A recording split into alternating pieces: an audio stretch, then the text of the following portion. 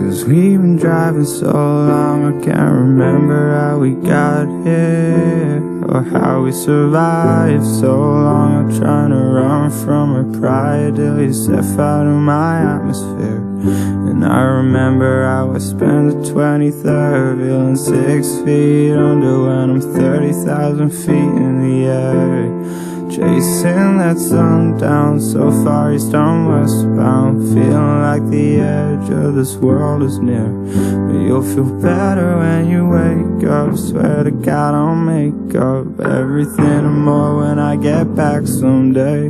This is more than just a phase. Love shooting stars will break up, and even though it seems like half the world away, things will be better in America. Heard the streets are gold there. Maybe I can fly you at this place someday. I'm chasing dreams like I'm a Novocaine, screaming through your airwaves. Looking back, I almost thought I heard you say.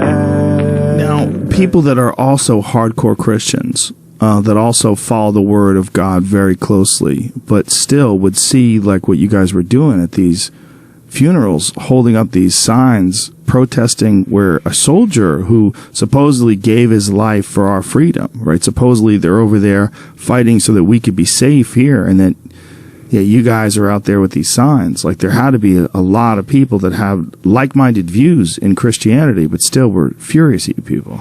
Yeah, absolutely. And from our perspective, we thought that they were substituting their righteousness for the righteousness of God. So they were upset that we were out there giving this message that was 100% biblical from our point of view. And God calls that compassion when he sends his servants with his message. So we thought, even though they call themselves Christians, they're ignoring these, vast swaths of the Bible that support what we were saying and how we were saying it.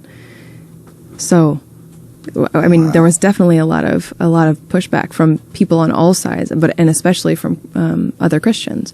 But we just thought they're not really Christian because they're not following this like we understand it. So you guys were pretty much solidified in your opinion. It was a consensus.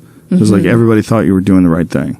Right. So, I mean, so that when the soldiers' funerals, when those protests did, it was in June of 2000. This place is right where you need to be, and why your words gotta mean so much to them, and they mean nothing to me, so stay. You're not what you're hearing, 'cause I've been watching you changing, and who said you wanted a million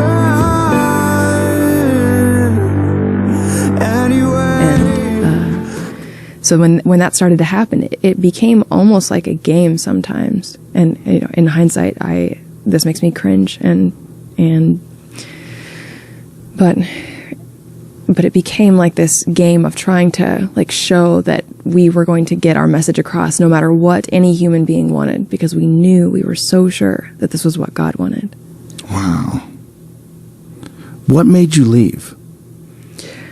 A lot of things. It started, my very first sort of conscious doubts came from conversations on Twitter. So wow. Yeah. Something good got done through Twitter? Yeah, lots of good things. I also met my husband there. Oh, there you go. While I was still at the church. It's kind of nuts. Is he an atheist? I don't know that he would use that word to describe himself. Actually, I was just talking to Sam about this, and I was like, the problem with the word is when you say atheist, people think jerk. And like, really? So many people do. So many people think that it's like, oh, you're jerk. Absolutely certain that there is no God, and so it's a word that I hesitate to use to describe myself too. But I'm not a believer. I don't even like to say I'm not a believer, because I love people. I believe in people, and that there is so much hope and for people, and that we can. I don't know. Anyway, so conversations that you had on Twitter did what to you? Like what doors did they open in your mind? Right. So I got on Twitter, and it was like an extension of the picket line, right? So we go out there with these picket signs, and people would come up to us and ask us questions, and so it was a constant conversation. And so I got on Twitter to take that to the internet to reach more people. And so one of the first things I did when I got on Twitter was to attack this Jewish man named David Abbottball, who ran a blog called Jewlicious. He was listed as the second most influential Jew on Twitter. Who's number one?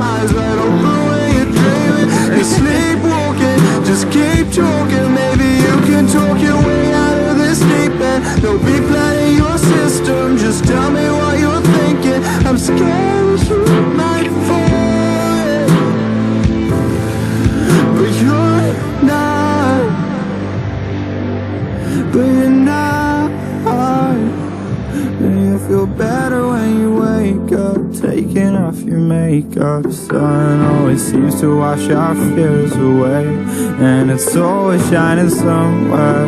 I just gotta get there. And even though it seems like half the world away, things are better in America. I heard the streets are gold there. Maybe I can fly you at this place someday.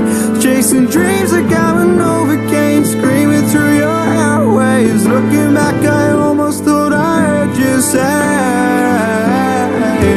stay, you're not gonna leave me. This place is right where you need to be.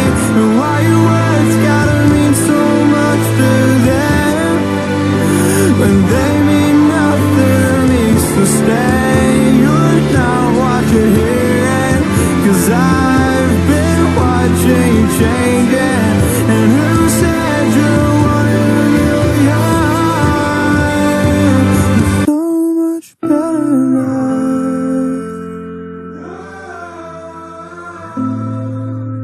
You're so much better now.